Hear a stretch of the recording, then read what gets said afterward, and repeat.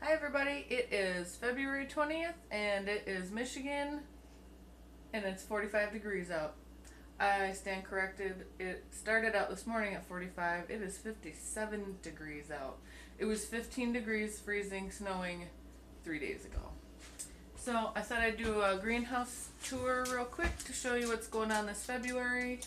Again, I had a fail in the greenhouse with aphids, mold, and then with my dad's heart attack, I didn't really go out and water anything because I was over there a lot. So we'll do a preview now of what's going on, and then I'll keep you updated this year on how the greenhouse grows and what I'm planning, because I'm going to do all my starts here coming up in the next month. So it's just kind of what I got going on. I got a little bit of thyme going on in the house, some cilantro. These little babies are kale because I really want to grow some kale in the house as well, and some onions that were overgrown. My hens and chicks were starving and suffering, and now they're trying to survive since I started giving them water and lighting. Okay, so this is what happened, all the fails, except my strawberries. I got strawberries. A couple of those are still alive. I just brought them outside for the winter.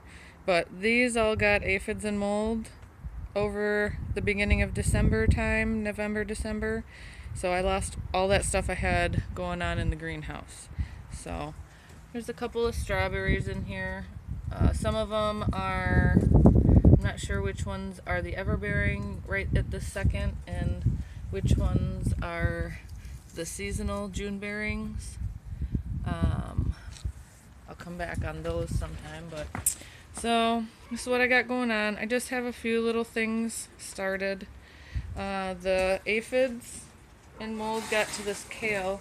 You can see how big this kale is here, how big it should be.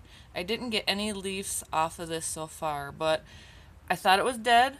There was only a little tiny nub left, and it was kind of crappy looking and moldy, like this leaf here. And I didn't think they were going to live, but I kept watering them anyway, and I just fertilized them.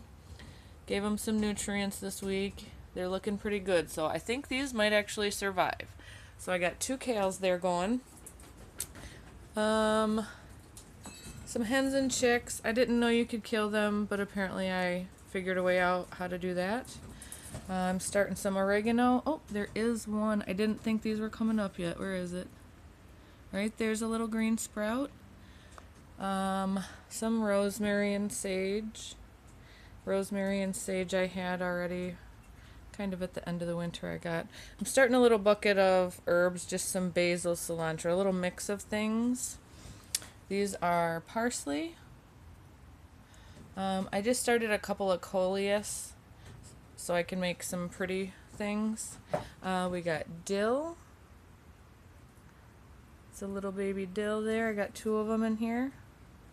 Where is it there? These are the alyssum. I'm not sure I'm saying that correctly, but these are just going to be short flowers. Just something pretty. I got a cute little vase I found for 69 cents at the thrift store. We've got some basil. These are cilantro. Got a few of those. I did keep a strawberry in that. These died, but they're miraculously coming back. Those are, what are those? Chamomile. That's my chamomile. That one really wants to be planted outside real soon, but it's not ready. This is ground cover that I'm killing. I don't know how I did that, but it does. Again, a chick. I killed a hen and a chick. That's what happens when you don't water it for a couple weeks, though. But they're, let's see. I can't believe these scallions are still alive. These were totally dry for over a week. More alyssum. These are gonna be just some marigolds. Some more hens and chicks. I'm gonna transplant these. There's a bunch of little ones coming out of here. That's not really food stuff. And of course I killed my pineapple here. So I cut off some of the leaves, but you can see down here, not really much going on. Oh yeah, that's gone. And I think these are going to be cilantro as well. I didn't mark it, hee. So it could be cilantro or basil. I don't remember what I put in here.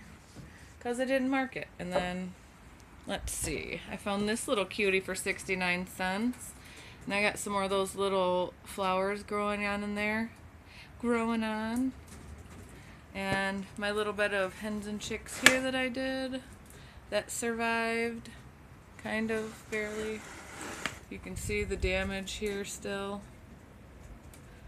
You can see the damage on a lot of it still.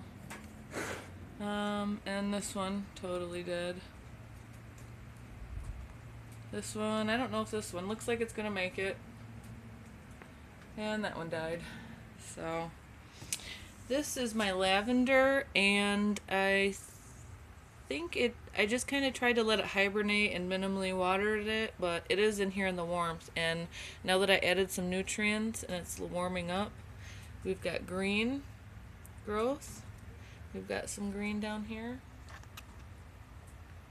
So my borders just started drying out in the greenhouse here during the melting. When it snowed, all of this stuff here, when it got icy, this all frosted up about to like here. So you can see moisture now that I got inside the greenhouse walls there, which I did put that metal tape on.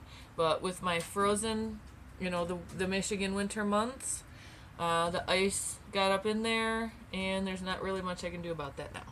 So, oh, here we go. It's a nice shot of some water in there. Awesome. But this whole thing, really, this whole piece of wood here was soaking wet pretty much for the last, I don't know, month. So, 2 to 3 weeks at least. So we're just drying out. Like I said, it's like 60 today. It's middle of February. It was 15 degrees, snowing, ice, crappy out.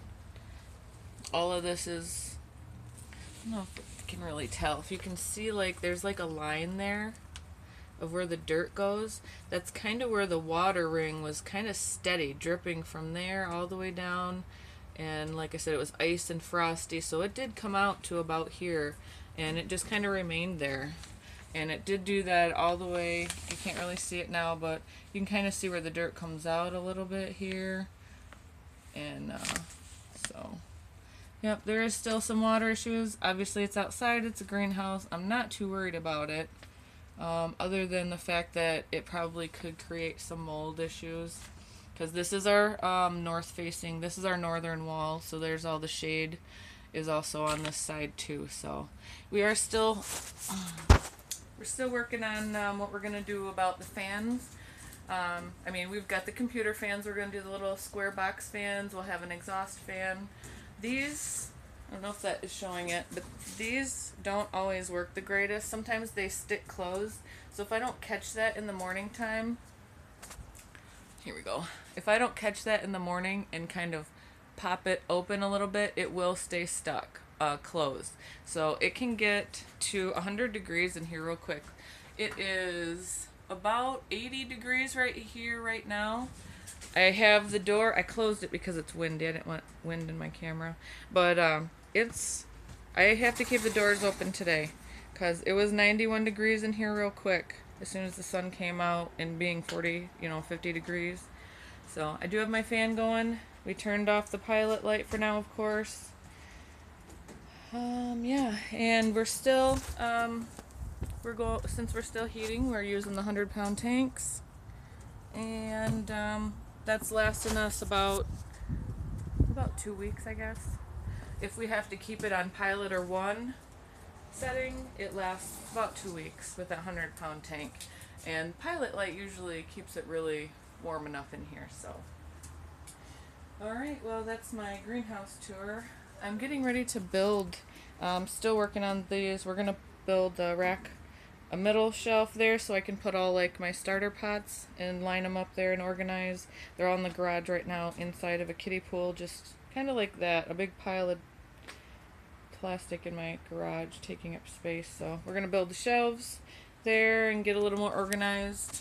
So until next time, peace out. Garden a little bit every day, get your hands dirty, eat your fruits and vegetables, make love not war,